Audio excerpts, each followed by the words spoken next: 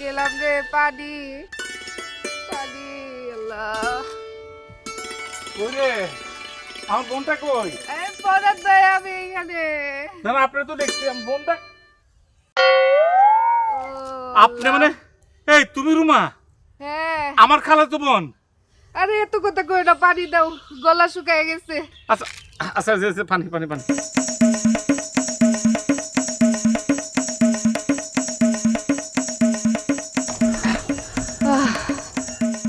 দাও আমার উঠাও আমি উঠামো?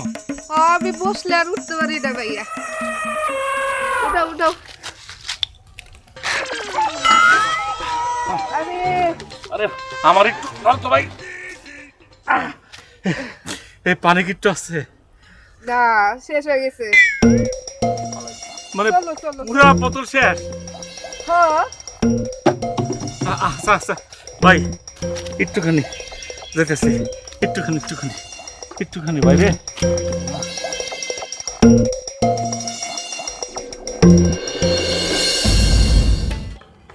আমার মতো এত দুঃখী নয় তো কারো জীবন, নয় তো কারো জীবন।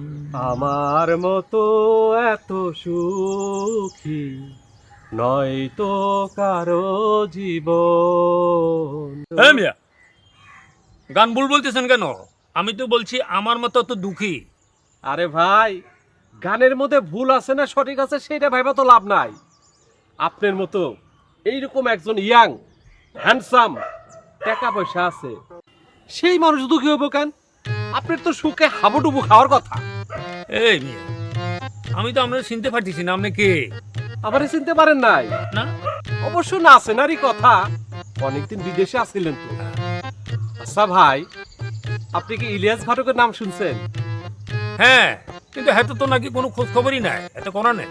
আরে কি কর, খোঁজ খবর থাকবো না কেন? সে তো গাইবান্ধায় যায়া বিয়া শাদী কইরা ঘর জামাই আছে। আরে কি বলতেছেন? এই বয়সে হেতের বয়স তো কম করে হলো 70-80 বছর হইব, হেতে বিয়ে করে এলাইছি।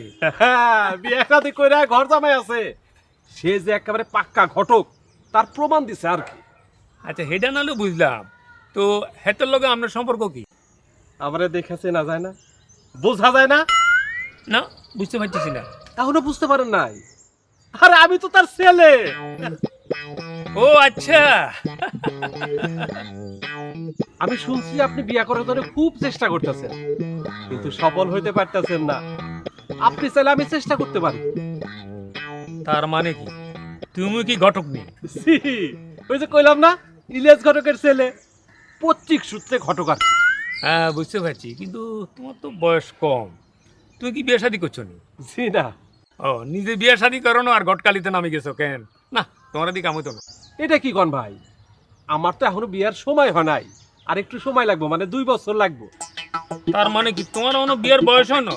না, আমার বিয়ার বয়স হয়েছে, কিন্তু ভাই আমি যারে পছন্দ করি হ্যাঁ তার এখনো বিয়ার বয়স হয় নাই, 2 বছর বাকি আছে, 16 বছর আর কি। বুঝি বুঝি, মানে ওই যে নিজের পাত্রী ঠিক করি তারপরে ঘটকালিতে নামে গেছো কেন? তো এখন আমার জন্য কি কিছু করতে পারবে? অবশ্যই পারমু, কি কই পারমু না? আমি কইলাম না, পৈতৃক সূত্রে আমি ঘটক। আমার বাপ যদি 70-80 বছর বয়সে বিয়া শাদী করে ঘর জামাই থাকতে পারে, আপনি পারবেন না কে? তারপর আপনি দেখতে সুন্দর, হ্যান্ডসাম, টাকা পয়সার মালিক, আপনি অবশ্যই পারবেন। না হয়েছে কি, লং টাইম বাইরে ছিলাম তো বিদেশে, মানে ওই বয়সটা আরো একটু সামান্য বেশি আর কি। তা কিসের বয়স বেশি? হ্যাঁ, কই বয়স বেশি? আমার বাপের বয়সের অর্ধেকও তো না। আমি আপনারে ঘোষণা দিলাম 15 দিনের মধ্যে আপনারে বিয়া করামু। এখন কোন কেমন মাই আপনার পছন্দ? কেমন আর কি, মনে করো একটু সুন্দর টুন্দর দেখতে তো হবে অবশ্যই, আর সবচেয়ে বড় কথা আমার সাথে যদি মানানসই হয় এটা।